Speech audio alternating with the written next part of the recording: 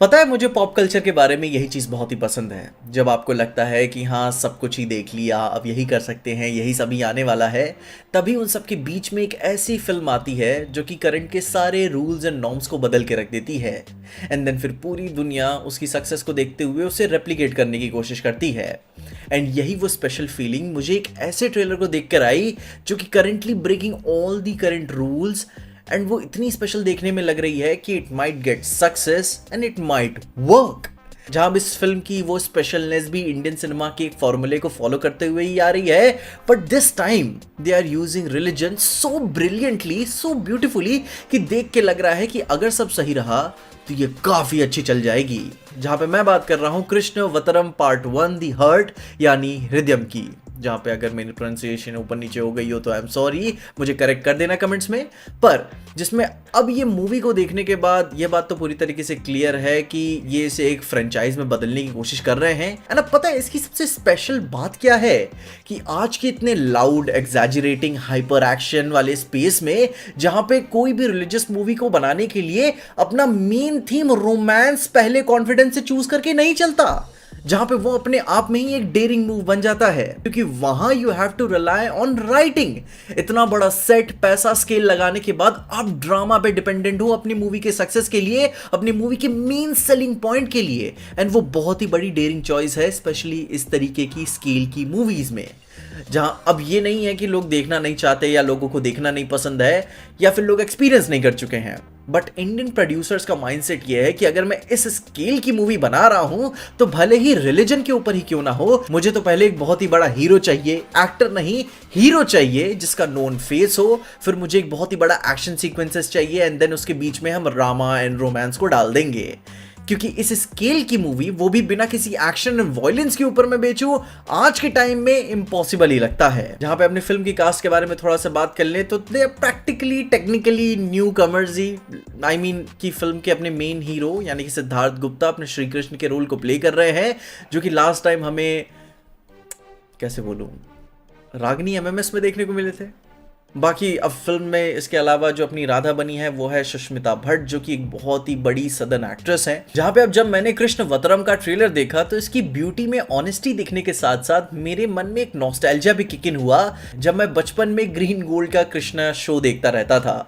उसका music and everything was so soft, so Kameng, and that eternal love between Radha and Shri Krishna was so pure कि देख के ही पूरे episode को देख के लगता है कि हाँ एक कामिंग फीलिंग मेरे अंदर से निकली है।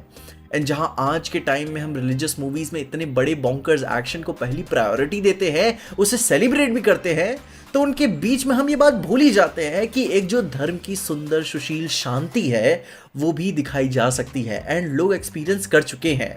जहाँ पे उसके ऊपर मैंने फिल्म के थोड़े से गाने ट्रेलर में सुने एंड वो भी पूरी तरीके से बैंगर ही हैं। एंड तैयार रहना कि इंस्टाग्राम पे रीलें बनना शुरू हो जाएंगी एंड उनमें मुझे टैग ज़रूर से कर देना, मैं भी देखना चाहूँगा। इसके ऊपर एक जो सबसे बड़ी तारीफ हो रही है फिल्म के वो है विजुअल्स के ऊपर, एंड होनी भी क्यों ना चाहिए क्योंकि बहुत ही कल्चरली रिच और मैग्निफिसेंट बनाया इन्होंने। जहाँ पे अब हाँ वो थोड़ा सा स्टार प्लस टीवी सीरियल वाली फाइन लाइन आ जाती है एंड थोड़ा सा टीवी सीरियलिश भी फील हो जाता है, बट थोड़े एक एलिवेटेड लेवल पे। लेकिन ओवरऑल मुझे इसका प्रोडक्शन डिज़ाइन से लेकर वाइब, फीलिंग, विजुअल्स बहुत ही खूबसूरत लगे, जो कि एक केओस थ्योरी वाली खूबसूरती होती है ना, वो पूरी तरीके से निखर के आती है इसमें। एक तरह का ग्लो है इसके अंदर, एक चार्म लेके चलती है। जहां आप थोड़े से पॉज करके भी अगर आप बारीकी से विजुअल इफेक्ट्स एंड सीजीआई को देखने की कोशिश करो तो हर चीज़ पूरी तरीके से परफेक्ट नहीं है, उतनी पीक डिटेलिंग नहीं डाली है उन्होंने, एंड वो फैंटास्टिकल एलिमेंट्स का भी काफ़ी यूज़ किया है उन्होंने।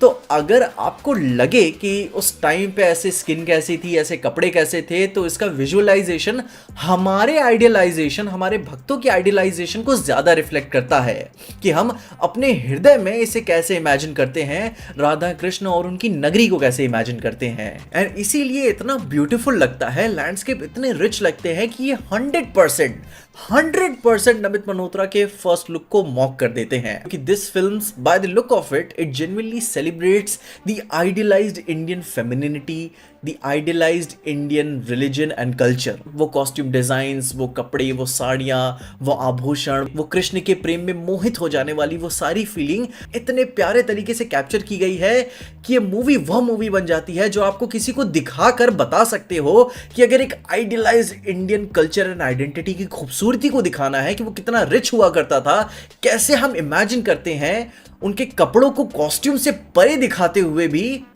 तो यह वो मूवी परफेक्ट एग्जांपल बनती है। एटलीस्ट विजुअल्स में तो बनती ही है। जहां पे अब हाँ वो थोड़ा सा सैयारा वाला फैक्टर भी मूवी में आ जाता है कि रोमांस थोड़ा ओवर पावरिंग फील हो जाता है, क्योंकि काफ़ी टाइम से हम देखते हुए आ रहे हैं अपने इंडियन सिनेमा में। एंड आई एम ग्लैड कि इस तरीके से एक्सपेरिमेंट हुआ इस फिल्म के साथ कि इतने बड़े स्केल की मूवी को रोमांस के बल पे बेचा जा रहा है, जो actually true to its root है।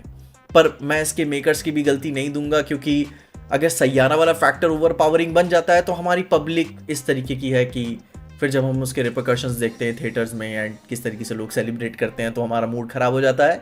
पर हाँ, अब उसके ऊपर से थोड़ा आगे बढ़ाने से पहले एक पीएसए मैं आप सबको दे देता हूँ कि मुझे रिलीजन के बारे में बहुत ज़्यादा नहीं पता। मैं उतना ही जानता हूँ जितना हम सब ने पॉप कल्चर में साथ में एक्सपीरियंस किया है। And by the looks of it, इस फिल्म में कहानी कुछ इस तरीके से नजर आ रही है कि श्री कृष्ण को सब प्यार करते हैं एज ऑलवेज, एंड उस लव ट्रायंगल में श्री कृष्ण अपने गॉडहुड एंड ह्यूमन होने के धर्म को कैसे निभाएंगे वो नजर आएगा।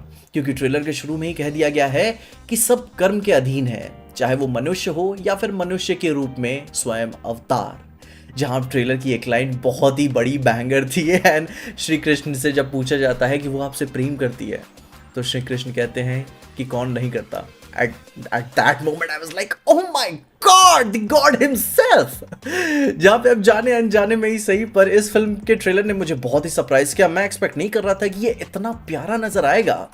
एंड जितना मैं नमित मल्होत्रा की रामायण को देख के इंप्रेस नहीं हुआ हूँ, उससे कई गुना ज्यादा मैं इसको देख के इंप्रेस हो गया हूँ।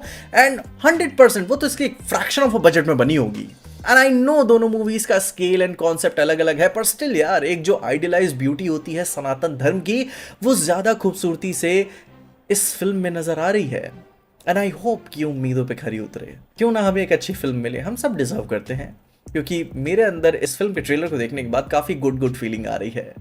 वो चार्म है फिल्म के पास, वो तेज है जो पहली नियत से हम फीलिंग देखकर ही एक्सपेक्टेशंस लगाना शुरू करते हैं कि किस तरीके की फिल्म होगी। एंड उससे भी बड़ी बात, हमें ज़्यादा टाइम वेट करने की भी ज़रूरत नहीं। नेक्स्ट मंथ ही 7 मई को आ रही है फिल्म, तो बहुत ज़्यादा टाइम भी नहीं लगाना। बहुत ज़्यादा प्रॉमिसिंग फिल्म लग रही है। एंड अगर ये चल गई तो भाई आग ही लगेगा। एंड फीलिंग आ रही है कि ये चल जाएगी, कनेक्ट तो एटलीस्ट करी जाएगी। एक अच्छा ईमानदार फिल्म महसूस हो जाता है जब उसे अच्छे तरीके से प्रेजेंट किया जाए। बाकी आपके क्या एक्सपेक्टेशंस है मुझे कमेंट्स में ज़रूर बताना। आपको कास्ट एंड फिल्म की फीलिंग एंड ओवरऑल एक्सपेक्टेशन से क्या उम्मीदें हैं, अपने ओपिनियंस में कमेंट्स में ज़रूर बताइएगा। और तब तक के लिए देखते रहिएगा पीजे एक्सप्लेन।